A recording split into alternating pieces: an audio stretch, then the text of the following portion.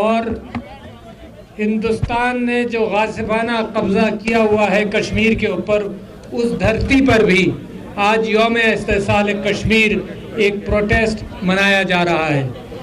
اس میں نیت یہ ہے کہ دنیا کو احساس ہو اس بات کا کہ کشمیر کے ساتھ، کشمیری لوگوں کے ساتھ جو مظالم ہندوستان کی ہندوتوا حکومت نے ڈھائے ہیں، اور پچھلے ایک سال میں بالخصوص جو لاک ڈاؤن کیا ہوا ہے، دنیا کے اندر لاک ڈاؤن ہوا، مگر یہ ایک انوکھا لاک ڈاؤن ہے جس میں اظہار کی بندش بھی ہے، جس میں اسپتال میں نہ جانے کی بندش بھی ہے، لوگوں کے کاروبار کی بندشیں بھی رہی ہیں، اور دنیا کے اسٹیمیٹ یہ ہیں کہ کشمیر کی جو انڈین اللیگلی آکیوپائڈ کشمیر ہے، اس کی معیشت پر 4 ارب ڈالر کا نقصان ہوا ہے اس کی معیشت کو۔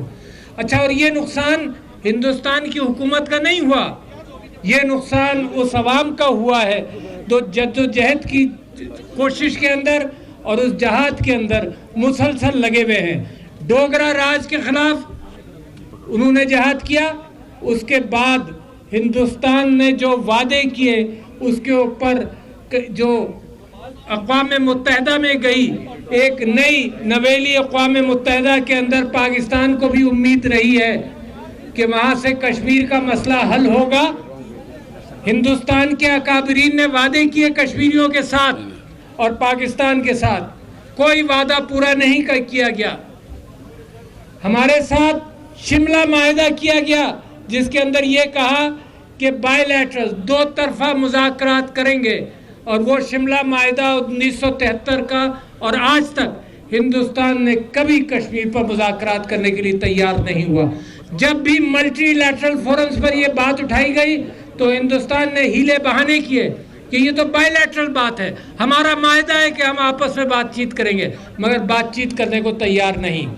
انہوں نے پچھلے دنوں کئی سال سے اسرائیل سے سیکھا ہے کہ وہاں کی ڈیموگرافی کو کیسے بدلا جائے۔ انہوں نے اسرائیل سے سیکھا ہے کہ جو مغربی کنارے کے اندر، ویسٹ بینک کے اندر جس طرح سے وہ ڈیموگرافی بدل رہے ہیں، جس طرح سے وہ آباد کر رہے ہیں وہاں کے لوگ جو وہاں نہیں تھے اور فلسطینیوں کو نکال رہے ہیں، انہوں نے اسرائیل سے وہ سیکھا ہے۔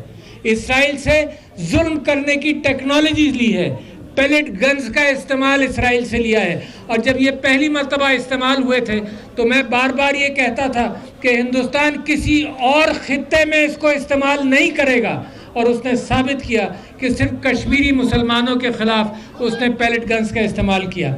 پاکستان کی کوشش یہ ہے امن کے حوالے سے، جب یہ حکومت آئی بھی تھی اس سے پہلے بھی، اس حکومت کے آتے ہی پیغام صرف امن کا دیا گیا، اس کے باوجود پلوامہ کے غلط ریاکشن میں، جھوٹے ریاکشن میں انہوں نے پاکستان پر حملہ کیا، اور پاکستان نے پھر بھی امن کا راستہ چنا اور ابھی نندن کو واپس کیا، صرف دکھانے کے لیے دنیا کو اور ہندوستان کو کہ ہم امن چاہتے ہیں، ہم جنگ نہیں چاہتے۔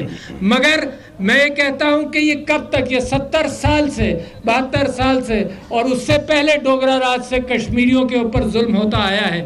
9 لاکھ ہندوستانی فوج وہاں موجود ہے، اور میں یہ سمجھتا ہوں کہ اگر 5 اگست کشمیریوں کے لیے جو تبدیلی وہ 370 میں اپنے آئین کے اندر لے کر آئے، وہ آئین کے اندر 370 بھی غلط تھا، پاکستان کو وہ بھی منظور نہیں تھا، کیونکہ ہم تو آزادی چاہتے ہیں کشمیر کی، ہندوستان کا حصہ ہی نہیں ہے، تو 370 کو بھی بدلا، 35A کو بھی بدلا، اور اس انداز سے اگر 1 سال کے اندر کشمیریوں کو یہ بات پسند آ جاتی تو آج ہندوستان کو کشمیر کے اندر اللیگلی آکیوپائڈ، انڈین آکیوپائڈ کشمیر کے اندر کرفیو نہیں لگانا پڑتا۔ کرفیو لگانا اس بات کی عکاسی کرتا ہے کہ ہندوستان کے یہ سارے اقدامات بالکل غلط ہیں، بالکل اللیگل ہیں، اور کشمیر ہندوستان کے ساتھ ایک قدم چلنے کو تیار نہیں ہے۔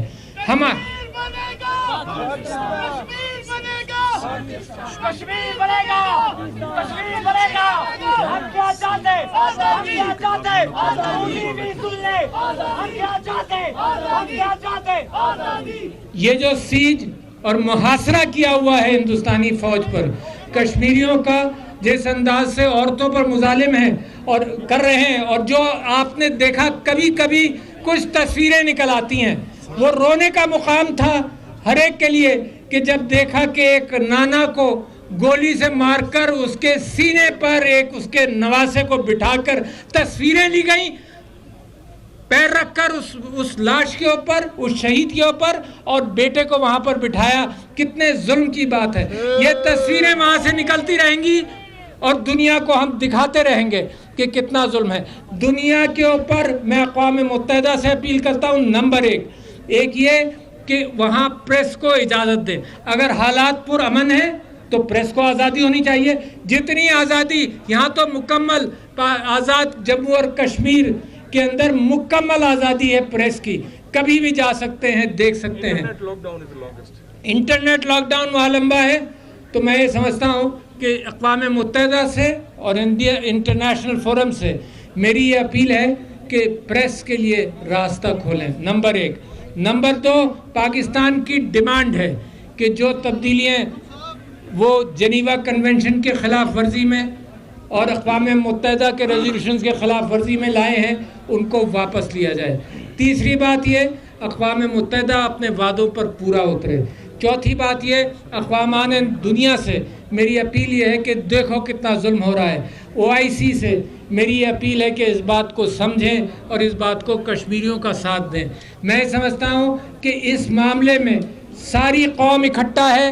یہاں آج سارے سینیٹرز, اپوزیشن, گورنمنٹ, کوئی فرق نہیں پڑتا.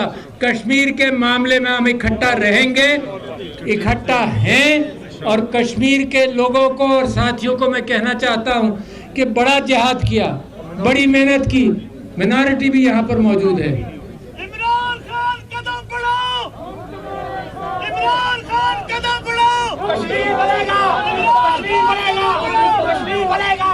دیکھتے رہیں گے, دیکھتے رہیں گے. زور سے بولو, زور سے بولو. مودی بھی سن لے, مودی بھی سن لے. ہم پرامن کوشش کرتے رہیں گے, مگر صبر کا پیمانہ میرے کشمیریوں کا اور ہندوستان کے مسلمانوں کا لبریز ہونے کے قریب ہے. ہندوستان اس معاملے کو پہچانے. اور میں یہ آخر میں کہنا چاہتا ہوں کہ کشمیری اپنے آپ کو اکیلا نہ سمجھے. ہم اس کے ایمبیسڈر ہیں, ہم اس کی آزادی کی جد و جہد چلاتے رہیں گے اور آزاد کر کے رہیں گے. بہت شکریہ. السلام علیکم.